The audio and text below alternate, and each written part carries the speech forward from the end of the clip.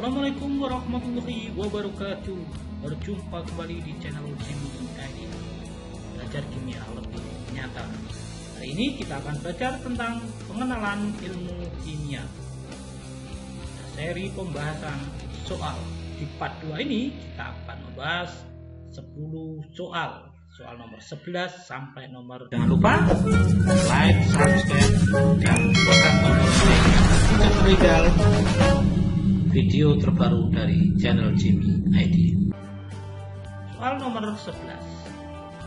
Yang membuat makanan beku lebih awet daripada makanan yang tidak dibekukan adalah, ini pilihan A, makanan lebih sukar dimakan, B, makanan lebih asin, C, makanan lebih manis, D, semua bakteri berkembang lebih cepat, E, semua bakteri mati pada suhu.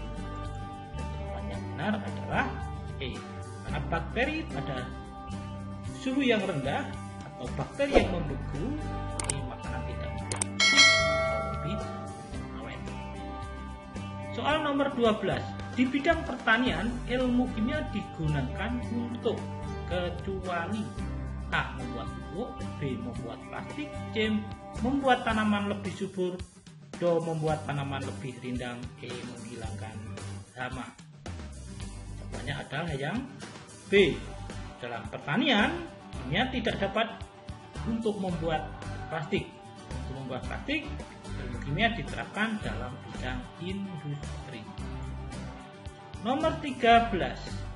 Di bidang kedokteran, radioisotop pada ilmu kimia digunakan untuk mendeteksi golongan darah, B, mendeteksi penyakit, C, mendeteksi DNA, D, mengobati luka, E, menyembuhkan. Di dalam kedokteran, radioisotop digunakan untuk mendeteksi penyakit. Di bidang kedokteran, radioisotop pada ilmu kimia digunakan untuk sterilisasi alat-alat kedokteran dengan sumber radiasi yang berasal dari kobalt 60 dan cesium 137. Selain itu, radioisotop digunakan untuk mendeteksi penyakit dan sebagai terapi tumor dan kanker. Misalnya CO60 dan I131 untuk terapi kanker kelenjar tiroid. Pada P32 untuk menyembuhkan penyakit pada sistem darah. Nomor 14. Di bidang kedokteran, I131 digunakan untuk mendeteksi kerusakan pada A, bronkitis, B, otak, C, tulang, D, kelenjar tiroid, E, darah. Dalam ilmu kedokteran, I131 digunakan untuk mendeteksi kerusakan pada kelenjar gondok. Karena I131 dapat diserap oleh kelenjar gondok tersebut. Pada umumnya, I131 juga digunakan dalam terapi pengobatan penyakit terhadap penyakit tirotoksikosis dan beberapa tipe kanker pada kelenjar gondok yang menyerap iodium. Dalam semua kegunaan I131 dalam ilmu kedokteran, isotop ini dapat merusak jaringan tubuh dengan memancarkan sinar beta dan sinar gamma. Jadi jawabannya adalah kelenjar tiroid. Nomor 15. Dalam ilmu biologi, ilmu kimia membantu menjelaskan proses biologi di alam dan manusia, kecuali A, metabolisme, B, fotosintesis, C, respirasi, D, pembuatan plastik, E, reproduksi. Ini adalah D. Ilmu kimia memiliki berbagai peranan yang penting dalam ilmu biologi.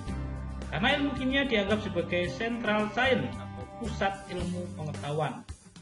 Berbagai peranannya dalam ilmu biologi yakni yang pertama, menyederhanakan berbagai bentuk proses-proses biologis seperti metabolisme, sintesis protein, fotosintesis ke dalam bentuk persamaan reaksi-reaksi kimia. Membantu kita untuk mengetahui kandungan setiap senyawa-senyawa biologis dengan pasti dan detail pastinya.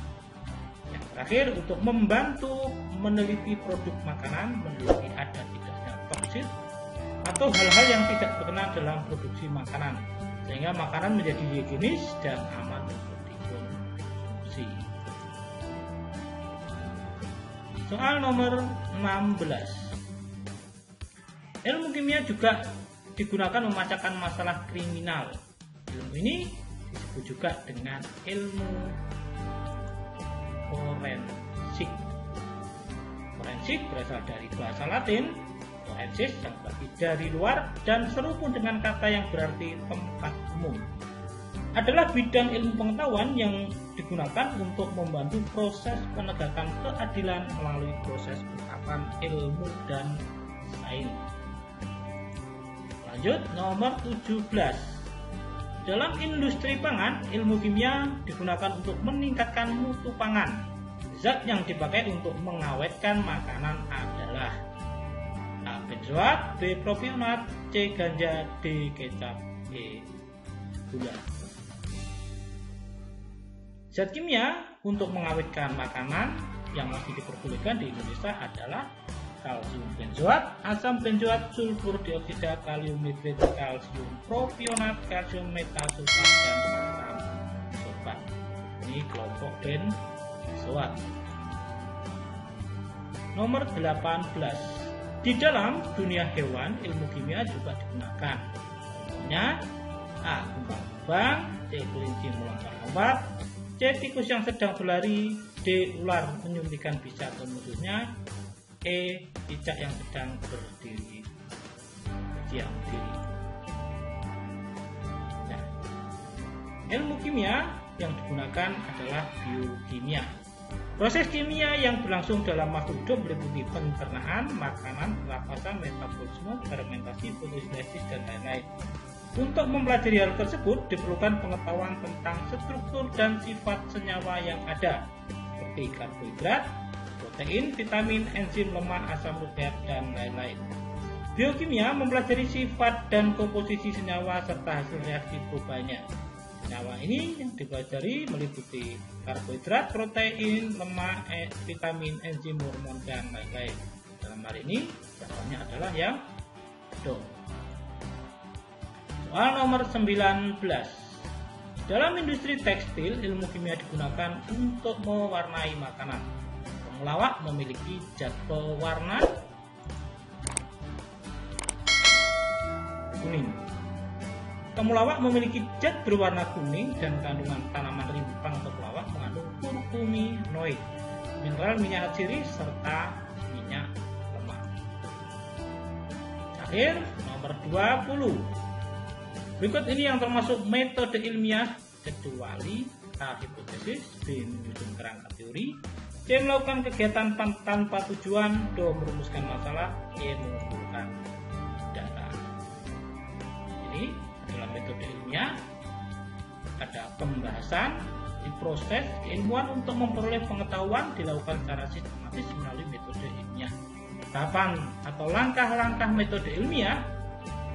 Pertama adalah perumusan masalah. Apa itu perumusan masalah? Ketika kita melakukan suatu penelitian, pertama yang harus kita lakukan adalah mengidentifikasi atau merumuskan persoalan. Tahap ini disebut tahap observasi. Yang kedua adalah mengajukan hipotesis. Berikutnya kita harus membuat hipotesis mengenai permasalahan itu. Di tahap ini kita harus membuat prediksi apa yang akan terjadi bila hipotesis tersebut diuji. Selanjutnya melakukan eksperimen. Tahap berikutnya adalah eksperimen atau percobaan atau pengujian harus dilakukan untuk mengetahui apakah hipotesis yang dibuat kita di awal tadi benar atau salah. Selanjutnya adalah menarik kesimpulan. Setelah melakukan pengujian, kita amati hasilnya apakah sesuai dengan prediksi yang kita buat. Bila sesuai, maka hipotesis yang kita buat akan benar dan dapat ditarik kesimpulan dari sini. Kesimpulan dapat berupa menerima hipotesis atau menolak hipotesis awal. Jadi penjelasan soal-soal part 2 pengenalan ilmu kimia. Selanjutnya dapat disimak diikuti pada part ke-3. Jangan lupa like, subscribe, dan tekan tombol lonceng agar tidak tertinggal video terbaru dari channel JMI. Terima kasih. Assalamualaikum warahmatullahi wabarakatuh. Jangan lupa like, subscribe, dan tekan tombol lonceng tidak tertinggal video terbaru dari channel JMI ID.